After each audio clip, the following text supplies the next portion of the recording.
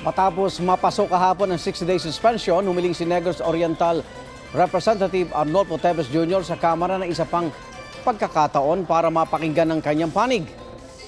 Ayon sa kanyang abogado na si Atty. Ferdinand Topacio, hiniling ito ni Teves sa pamamagitan ng sulat na ipinadala niya sa House Committee on Ethics and Privileges. Nakasaad sa sulat na sana raw, bago siya patawan ng dagdag na parusa, ay pakinggan siya kahit sa virtual na paraan. Git ni Topacio, karapatan ito ni Teves at naaayon naman daw sa House Rules. Sinuspindi noon ang kongresista dahil sa hindi pagdalo sa mga pagdinig sa Kongreso. Naharap si Teves sa patong-patong na reklamo kabilang ang kasong murder noong 2019 at kasong illegal possession of firearms, ammunition and explosives. Isang Congressman Teves din ang itinuturong mastermind sa pagpatay kay Negros Oriental Governor Roel Degamo.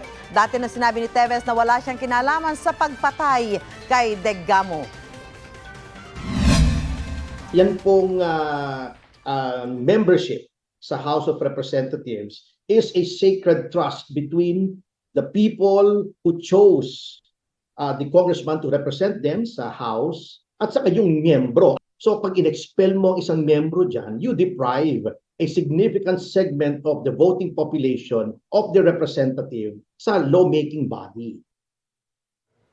Kapuso, mauna ka sa mga balita. Panoorin ang unang balita sa unang hirit at iba pang award-winning newscasts sa youtube.com/GMA News. I-click lang ang subscribe button.